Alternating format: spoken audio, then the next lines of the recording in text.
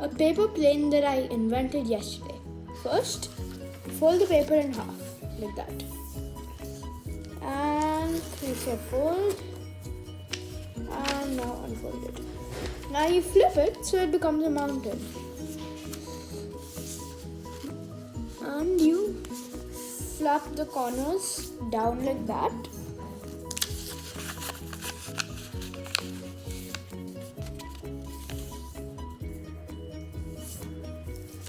Now you fold this down and make sure there's approximately one finger over here. So as you can see that's one finger, and crease it.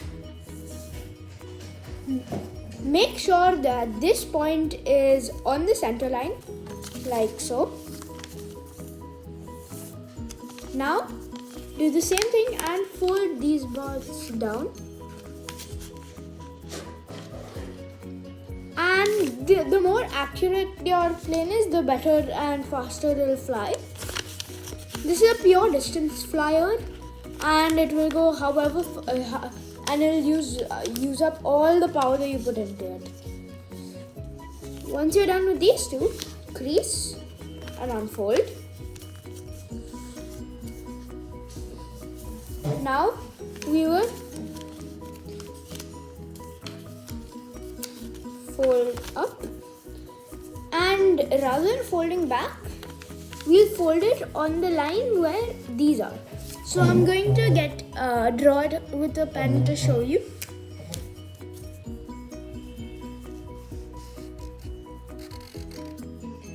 So see this red line where it's this fold is ending. You will do that and make sure there's no remaining space over here. And crease your fold. Now I'm going to make a few reference points.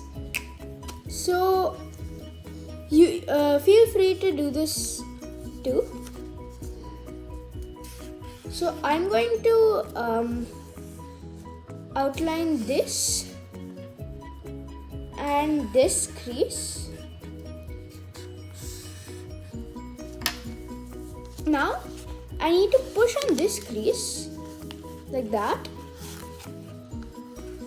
and make sure that this point lands on the other crease. So as you can see, it's landing on this crease. Now I'll do that. Push out any air bubbles and crease, and I'll do the same with the other side.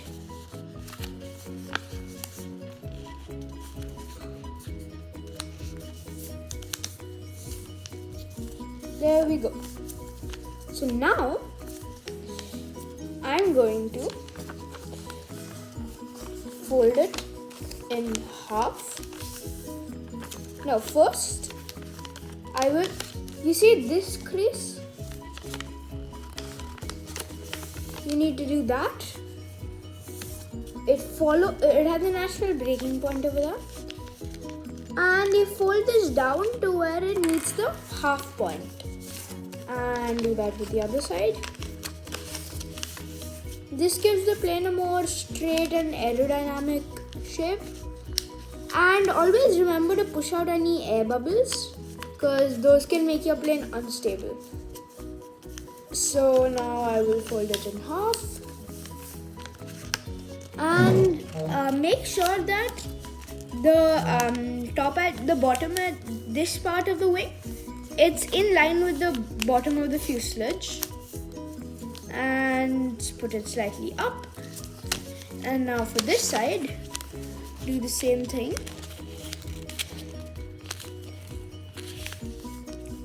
Keep it aligned.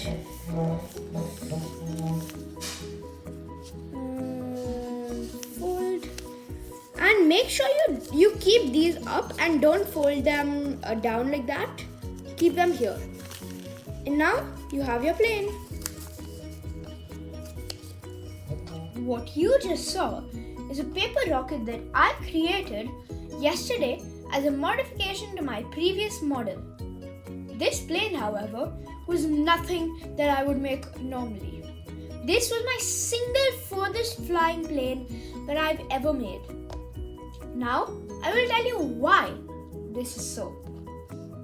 The wings are a sleek triangular shape with tabs on the end to maximize the effect of lift and thrust on the relatively front-heavy plane.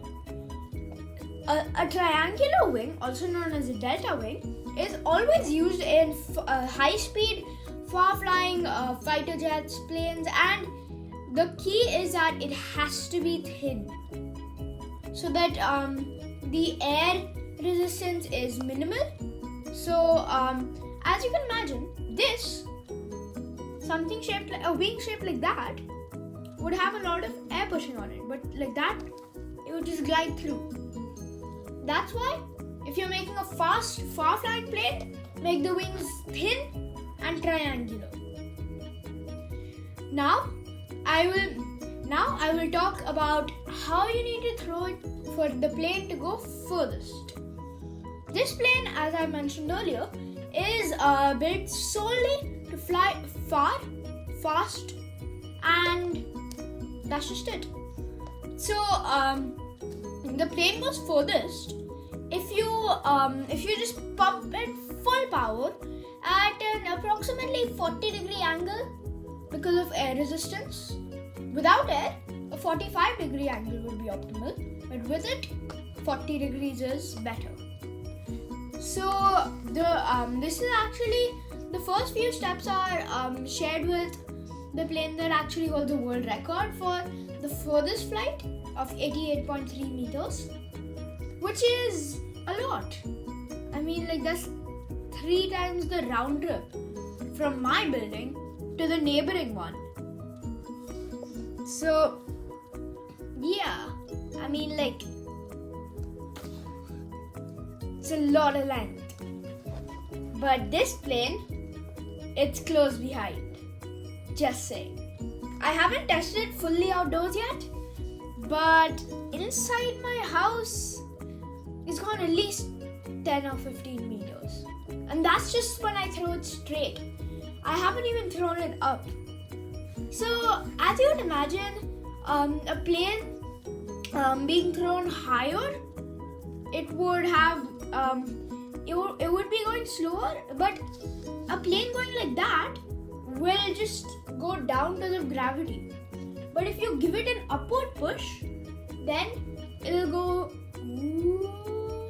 and then it'll reach its point. Then it'll reach its apogee, which is the top part, and then it'll glide as per its aerodynamics because of gravity.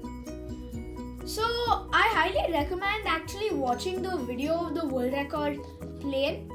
It is mind-blowing how well and how stable it is. For this plane that I just taught you how to make, if it's going down, which I highly doubt it is, tilt the back of the wing up, tilt both sides, and if it's going to the left, then tilt the back of the fuselage to the left, and if it's going to the right, tilt it to the right. Thanks for watching.